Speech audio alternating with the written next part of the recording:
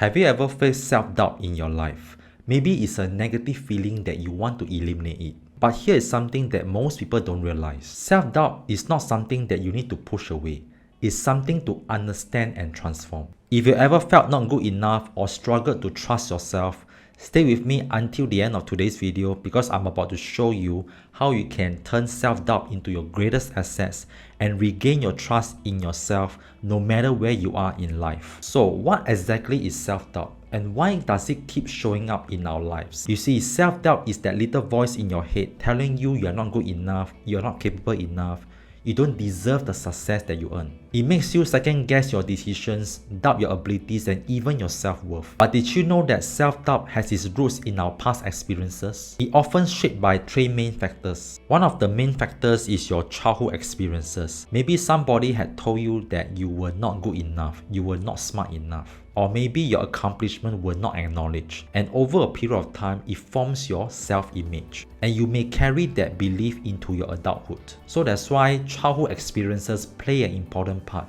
that shapes your thinking, your feelings, and then your behaviors. The other factor is a societal expectations where we live in a world that constantly set benchmark for success. Whether it's a career achievement, appearance, or lifestyle, these external pressures can make us question our abilities when we don't measure up to these expectations. And the last factor is fear of failure. You see, many of us are afraid of failing. We fear judgment, rejection, or not being accepted. This fear often manifests as self-doubts, which can hold us back from taking risks and pursuing our dreams. In fact, all these doubts are not the truth. They are learned beliefs. And once you understand this, you can reprogramming your thoughts to move past them. Let me share a story about a friend of mine who is a jelly artist and she makes beautiful jelly art. One day, while we were at the workshop together, she caught my attention by showing me a jelly dessert with a lotus flower design that she had handcrafted herself. It was so beautifully crafted that I don't even want to eat it. I asked her if she had ever thought about sharing her work online, and then she hesitated and said, "What if people think it's not good enough?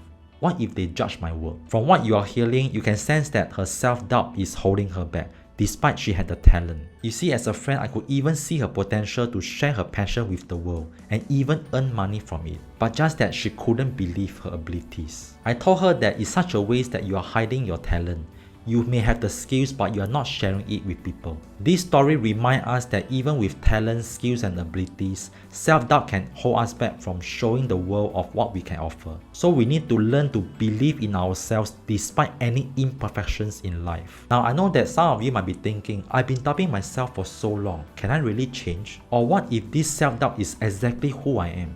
And here's the truth. Self-doubt will always be there at any point of time and it doesn't disappear overnight. While you can't eliminate it completely, you can start to recognize and understand it. This is where the shift occurs because your self-doubt is not your enemy. It's a signal, a reminder for you to reflect and grow. Rather than allowing it to hold us back, use it to identify the areas of improvement, challenge your negative thoughts, and set achievable goals to build your confidence. Now that we know what self-doubt is and how it affects us, what can we do about it? First, awareness is the key. The first thing you need to do when managing self-doubt is you need to become aware of it. You see, self-doubt doesn't just pop up from nowhere. It usually comes from certain thoughts or triggers. And sometimes you might not even realizing it. That's why paying attention to your thoughts and feelings is so critical. You need to train your mind to catch yourself having the self-doubt early, before it takes over. For example, you can start by paying more attention to your inner dialogue. Are you thinking like, I'm not good enough, I will never succeed? And if so, continue by asking yourself, why am I feeling this? The key here is to trace the root cause of your self-doubt and acknowledge that feeling. You see, these thoughts often happen without us realizing it. And once you become aware of them, you can manage them effectively. This simple practice gives you the space to choose how to respond when self-doubt arises. Next,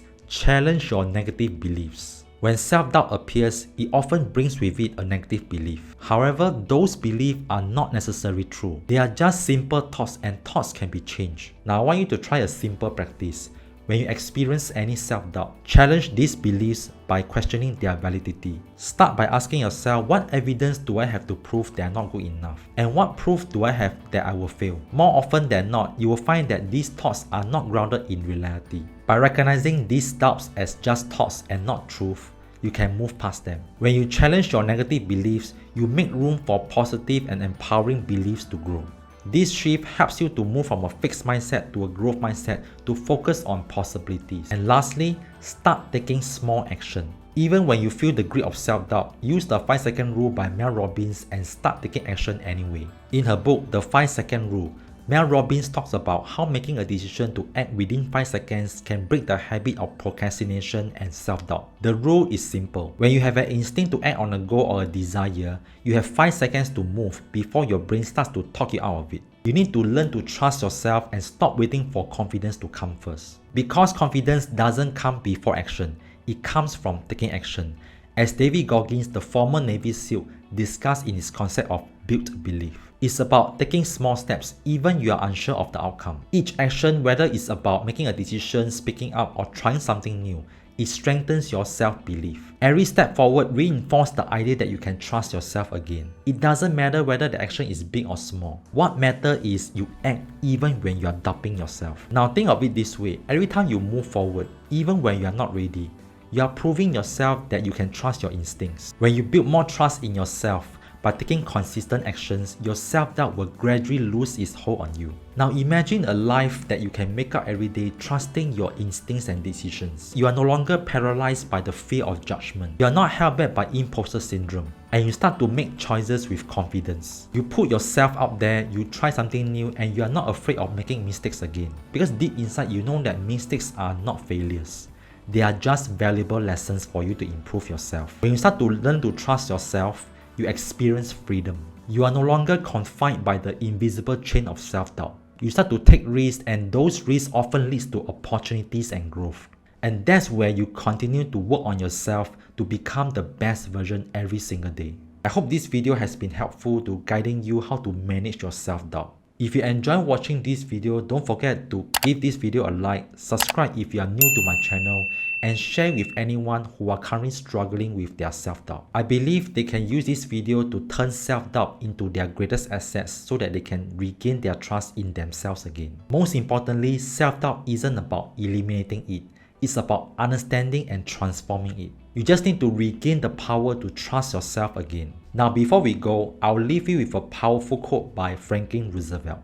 The only limit to our realization of tomorrow is our doubts of today. So keep believing in yourself, and I'll see you again next time.